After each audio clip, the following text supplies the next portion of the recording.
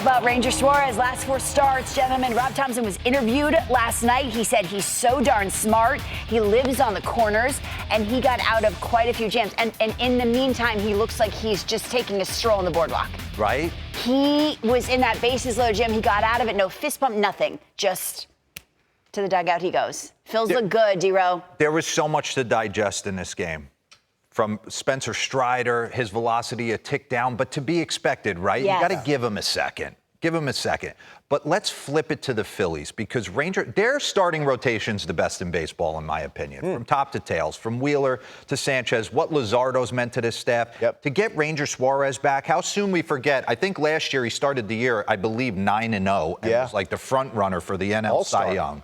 And he fields his position as good as anybody. But watching him, I can't help but go back to myself being in the box. He gets you almost thinking you can hit every pitch he's got. So he's able to expand the zone. And then what happens next? You realize you maybe swung at a ball this far off the plate. You come up your second at bat and you're like, no, I got to keyhole him 17 inches. And next thing you know, he paints 93 black on the inside corner and he punches your ticket. Just a really savvy pitcher. I wanted to just give him some love. Because what he was able to do, we can get into it right here. I want to go through their pitching staff last night. Their bullpen's been on. They've actually thrown the ball well, but we've heard a lot that they have to address that. But just watch him expand the zone. It's 17 inches, but he gets you almost thinking that ball's going to be in off, that you want to take it because you don't want to force weak contact. And once he's able to expand in, he's got one of the devastating changeups in the game. You see Sean Murphy. I mean, these are like textbook swing and miss. Pause this. Bring up the boards for me, Dev. His MLB ranks right now, minimum 30 innings pitched. Hard hit percentage right here, he's second. So he gets a lot of weak contact. So the mindset for the Atlanta Brave hitter, and you saw it with Ronald Acuna. He started the game last night, he went 3-0, and then Ranger Suarez works it back, and he almost gets you in swing mode. He's an interesting guy. Barrel percentage, he's first. No one really squares this guy up. And I thought, thinking man's pitcher, Lauren talked about it in the highlight. Get me back in and pause it for me. Ozuna, pause. You knew in this spot who was on deck. Matt Olson, who, by the way, dominates Citizens Bank Park. It's him and Juan Soto for a visiting player. They've had monster numbers. But I'm sitting on the couch last night. It's first and third. There's 2 outs. They got a 1-0 lead. Ozuna hit a rope shot up the middle his first AB. I'm like, there is no way he's giving him something to hit with Matt Olson on deck. As good as he's been, he's going to take the left on left. He tries to get him to swing at a changeup that's down, run this.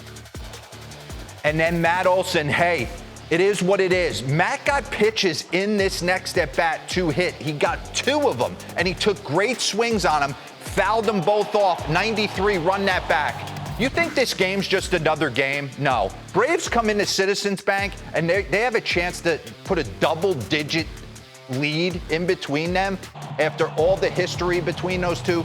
You saw JT Real Muto pump his fist right there, 93, top of the zone. Okay, 3-headed monster in the bullpen.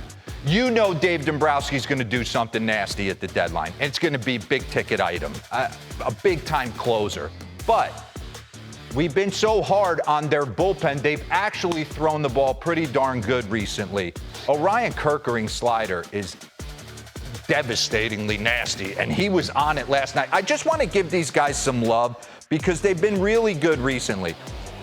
Kerkering, 1 earned run in 9 innings pitched over his last 11 appearances. Matt Strahm, he has been really good for this team for a while. Former All-Star with Jeff Hoffman. He's got a 3.18 in 25 games this season. And that's why the bullpen is such an interesting to watch these GMs manipulate it. And Romano's been good. I know he gave up 2 in Sacramento, but he's a scoreless appearance 10 of his last 11 games. As good as this bullpen was last year, that's how unstable they were when they went into the division series against the Mets. So it's just a matter of getting hot at the right time. But it's all I see on my feed is Philly's got to address the bullpen. And I agree. They have to after Alvarado. Somebody's got to get in there. But They went out in a 1-0 game last night. Eventually, JT made it 2-0, and were able to stymie a Braves offense. So let's give them some run. Romano, Kerkering, Strahm, the innings in May. Look at it. Guys are hitting $1.98 with a 2.45 ERA. Opponent OPS is a 5.79. So Phillies look strong. They had a piece or two. Real strong. Real strong. And you know Dave Dombrowski, to your point, is going to, when you have 5 hits and score 2 runs and kind of...